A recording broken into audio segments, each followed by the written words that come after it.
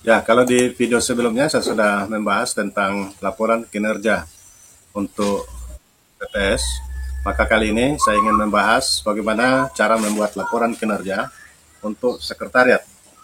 Tapi saya akan membahas khusus untuk sekretariat PPS. Nah, ini sesuai dengan yang tercantum di dalam keputusan KPU nomor 534 tahun 2022 secara khusus dibahas pada bab 4 poin yang ke-6. Jadi formatnya ada di dalam lampiran keputusan KPU nomor 534 tahun 2022. Ada dua bagian yang dinilai dari kinerja sekretariat PPS. Yang pertama yaitu pelaksanaan kegiatan dan yang kedua adalah pelaksanaan administrasi. Nah, di kolom pelaksanaan kegiatan ini kurang lebih sama dengan laporan kinerja untuk PPS. Kolom-kolomnya yaitu waktu pelaksanaan kegiatan, tempat pelaksanaan kegiatan, pemangku kepentingan atau stakeholder, kemudian uraian kegiatan, hasil yang didapat, dan dokumentasi atau foto. Sedangkan di penilaian kinerja untuk pelaksanaan administrasi, kolom-kolomnya yaitu nomor surat, tanggal pembuatan surat, perihal, kemudian tujuan surat, tindak lanjut atau isi surat, dan kemudian dokumentasi atau foto. Nah, sebelum saya menunjukkan contoh pengisian dari laporan kinerja sekretariat PPS, kita akan membaca terlebih dahulu keputusan KPU nomor 534 tahun 2022 tentang kewajiban sekretariat PPS untuk menyampaikan laporannya. Nah, ini ada di bab 4 di poin bagian B, poin ke-6, yang mengatakan bahwa evaluasi kinerja sekretariat PPS. Sekretariat PPS wajib melaporkan pelaksanaan dukungan tahapan pemilu atau pemilihan kepada PPS pada akhir masa jabatan sekretariat PPS untuk dilakukan penilaian kinerja. Nah, jadi untuk diketahui bahwa laporan sekretariat PPS ini dilaporkan hanya sekali di dalam masa jabatan. Namun, jika kita melihat ke format laporan ini, format laporan itu dibuat setiap bulan. Jadi, walaupun penyampaiannya hanya sekali selama menduduki masa jabatan, tetapi penting sekali untuk menyusun dari bulan ke bulan untuk tidak melupakan apa-apa saja yang telah dilakukan selama di dalam bulan-bulan yang berkenaan. Kemudian bagian B, penilaian kinerja dilakukan dengan mempertimbangkan aspek. Yang pertama, yaitu pelaksanaan tahapan pemilu atau pemilihan.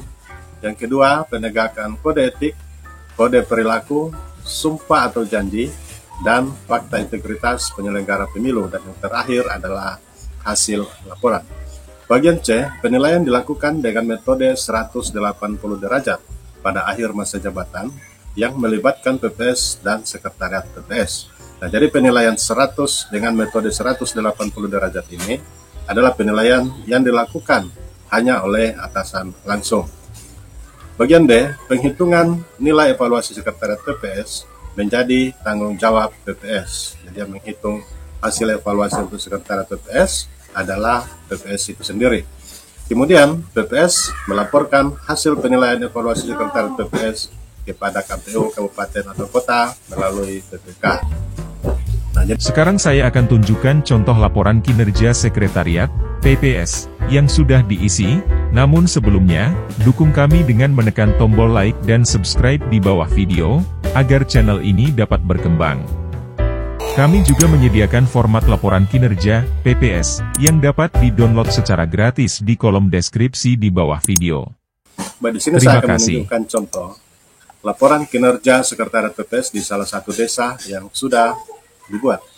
Nah, jadi di desa ini pembentukan sekretariat PPS itu dilaksanakan pada tanggal 30 Januari tahun 2023. Artinya bahwa kegiatan-kegiatan sekretariat di bulan Januari memang belum ada karena mereka dibentuk pada akhir bulan Januari tahun 2023. Nah, satu-satunya kegiatan yang mereka melaksanakan yaitu adanya serah terima SK yang dilaksanakan di kantor desa atau sekretariat ini sekaligus menjadi sekretariat PPS. Adanya serah terima SK yang diserahkan oleh kepala desa kepada PPS, kemudian PPS meneruskan kepada sekretariat. Jadi waktu pelaksanaannya 30 Januari 2023, tempat pelaksanaan yaitu di sekretariat, kemudian pemangku kepentingan yang berhubungan dengan kegiatan serah terima ini, yaitu ada Kepala Desa, PPS, dan sekretariat. Kemudian uraian kegiatan, yaitu serah terima SK sekretariat PPS. Hasil yang didapat, yaitu bahwa setelah sekretariat mendapatkan SK, berarti mereka sudah sah menjalankan tugas sebagai sekretariat PPS. Nah, kemudian pelaksanaan administrasi. Nah, walaupun ini belum menjadi tugas dan tanggung jawab dari sekretariat, tetapi sekretariat perlu membuat arsip surat agar ketika membuat penomoran di bulan-bulan berikutnya, nomor surat ini tetap berurut. Nah, jadi di sini sudah ada pengumuman yang dibuat oleh PPS, isinya yaitu pengumuman perekrutan Pantarlih yang dilaksanakan pada tanggal 26 Januari 2023. Jadi nomor suratnya adalah ini 001-PP.05.1 garis mendatar PO garis mendatar 6502.07.2007 garing 2023. Tanggal suratnya tanggal 26 bulan 1 2023. Perihal pengumuman, tujuan surat karena ini sifatnya pengumuman berarti tujuannya adalah publik. Kemudian tindak lanjutnya, isi dari surat itu adalah pengumuman perekrutan Pantarlih. Nah, jadi teman-teman, saya ingin sedikit menjelaskan tentang nomor surat ini. Nomor surat ini sudah sesuai dengan naskah dinas dari KPU yang dituangkan di dalam keputusan KPU nomor 42 tahun 2023. Jadi nomor surat ini diurutkan dari depan, yaitu nomor dikeluarkannya surat, kemudian PP.05.1 ini adalah kode klasifikasi arsip, kemudian PU ini adalah pengumuman, ini adalah jenis surat, kemudian 6502.07.2007, 6502 ini adalah kode kabupaten, 07 adalah kode kecamatan, dan kemudian 2007 ini adalah kode desa, kemudian tahun 2023. Nah, bagi teman-teman yang ingin mendapatkan penjelasan lengkap tentang cara penomoran nomor surat dinas, silahkan tulis di kolom komentar dan saya akan membuat video khusus yang membahas tentang naskah atau cara penomoran surat atau naskah dinas. Nah, saya lanjut ke contoh laporan kinerja sekretariat PPS pada bulan Februari tahun 2023. Jadi dari judul di atas, laporan kinerja sekretariat, kemudian kabupaten, kecamatan, desa, dan bulan Februari 2023. Pelaksanaan kegiatan, waktu pelaksanaan tanggal 2 Februari 2023, tempat kegiatan di sekretariat PPS, pemangku kepentingan adalah PPS. Kegiatan yang dilakukan oleh sekretariat PPS adalah mempersiapkan pleno pemeriksaan berkas Pantarlih. Nah, jadi PPS pada waktu itu melaksanakan rapat pemeriksaan berkas calon Pantarlih. Nah, yang bertugas untuk mempersiapkan rapat, baik konsumsi, tempat rapat, notulensi, dan lain sebagainya, itu adalah sekretariat atau sekretaris PPS. Nah, hasil yang didapat, yang pertama bahwa berita acara hasil pemeriksaan administrasi calon Pantarlih. Nah, jadi berita acaranya ini dibuat oleh sekretaris atau sekretariat PPS. Kemudian yang kedua, mengumumkan hasil pemeriksaan administrasi calon Pantarlih. Jadi setelah pemeriksaan berkas calon Pantarlih, kemudian dibuatkan berita acara hasil pemeriksaan dan diumumkan ke publik. Kemudian yang kedua, pada tanggal 5 Februari 2023, tempat pelaksanaan di sekretariat PPS, pemangku kepentingan atau stakeholder adalah PPS. Uraian kegiatannya mempersiapkan pleno penetapan hasil seleksi calon Pantarlih. Nah, jadi pada tanggal 5 ini PPS melakukan rapat pleno untuk menentukan siapa-siapa saja calon Pantarlih yang lolos atau ditetapkan menjadi Pantarlih. Nah, yang bertugas untuk mempersiapkan tempat, konsumsi, notulensi, dan lain sebagainya adalah sekretariat PPS. Hasil yang didapat yaitu menetapkan calon Pantarlih hasil seleksi menjadi Pantarlih, dan itu dibuatkan berita acaranya. Nah, ini adalah foto-foto kegiatan, ya, atau dokumentasi kegiatan pada saat pelaksanaan rapat-rapat tersebut. Kemudian berikutnya, pada tanggal 12 Februari 2023, bertempat di sekretariat PPS, pemangku kepentingan atau stakeholder adalah PPS. Di sini uraian kegiatannya adalah mempersiapkan acara pelantikan Pantarlih. Nah, jadi pada tanggal 12 ini ada acara pelantikan Pantarlih yang dilaksanakan oleh PPS, maka yang melakukan persiapan tempat, konsumsi, dan lain sebagainya adalah sekretariat PPS.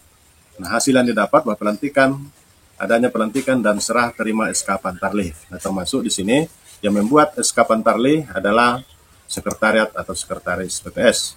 Nah, kemudian berikutnya, pada tanggal 13 Februari 2023, tempat pelaksanaan sekretariat PPS, pemangku kepentingan adalah PPS dan Pantarlih. Kegiatannya mempersiapkan acara bimbingan teknis atau peningkatan kapasitas Pantarlih. Nah, berikutnya, jadi saya sengaja membacakan uraian-uraian kegiatan ini sekedar untuk memberikan contoh apa-apa saja kegiatan yang dilaksanakan oleh sekretariat PPS. Pada tanggal 28 Februari 2023, bertempat di sekretariat PPS, pemangku kepentingan atau stakeholder, ini hanya sekretariat ya.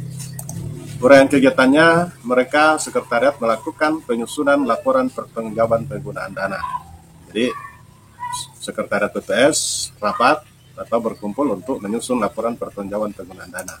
Hasil yang didapat yaitu tersedianya dokumen laporan penggunaan dana PPS, karena ini menjadi syarat dikeluarkannya dana untuk penyelenggara pemilu baik honor maupun OTS. Jadi yang menyusun laporan pertanggungjawaban itu adalah sekretariat, dan ini adalah foto-foto bukti dokumentasi kegiatan. Nah, hal yang kedua yang dinilai dari sekretariat adalah pelaksanaan administrasi. Nah, jadi seperti yang tampak di layar ini nomor suratnya, kemudian tanggal dikeluarkan surat, perihal, tujuan, kemudian tindak lanjut atau isi surat. Di yang pertama, ini nomor 002, karena di Januari tadi ada 001, jadi dilanjutkan jadi 002, garis miring PP.05.1, garis mendatar BA, jadi jenis suratnya berita acara sehingga dikasih kode BA. Kemudian 6502 adalah kode kabupaten, 07 kode kecamatan, dan 2007 ini adalah kode desa. Tanggal suratnya adalah pada tanggal 2 bulan 2 2023, perihal berita acara. Tujuan surat ini, berita acara ini dibuat untuk para calon Pantarlih dan juga untuk arsip. Isi suratnya adalah berita acara hasil pemeriksaan berkas administrasi calon Pantarlih. Nah, selanjutnya nomor 003 dengan jenis suratnya yaitu PU, perihal pengumuman. Ini adalah dokumen pengumuman hasil pemeriksaan administrasi calon Pantarlih. Kemudian yang ketiga, jenis suratnya BA atau berita acara, isinya adalah berita acara hasil seleksi Pantarlih. Kemudian yang keempat, jenis surat adalah PU atau pengumuman, tujuan surat adalah untuk publik. Tindak lanjutnya, pengumuman hasil seleksi Pantarlih. Kemudian selanjutnya, jenis surat adalah UND atau undangan. Tujuan surat adalah kepala desa, Pantarlih, rohaniawan, dan panwasdes. Isi surat, undangan untuk menghadiri pelantikan Pantarlih. Kemudian yang terakhir, jenis suratnya BA atau berita acara. Tujuan surat Pantarlih, kemudian sebagai bahan laporan ke PPK, dan kemudian arsip. Isi suratnya adalah berita acara pelantikan Pantarlih. Nah, ini adalah beberapa contoh laporan kinerja sekretariat PPS dari bulan 1 dan bulan 2 atau bulan Februari, sekedar ingin menunjukkan apa-apa saja yang diisikan, khususnya di kolom uraian kegiatan dan juga hasil yang diperoleh. Nah, kemudian untuk foto-foto dokumentasi ini wajib dicantumkan, begitu juga foto dokumentasi untuk pelaksanaan administrasi. Nah, seperti halnya misalnya berita acara hasil pemeriksaan berkas administrasi, maka foto yang dicantumkan tentu suratnya, surat yang menunjukkan bahwa benar ada berita acara yang dimaksud. Nah, demikian sedikit video sederhana dari kami, semoga bermanfaat.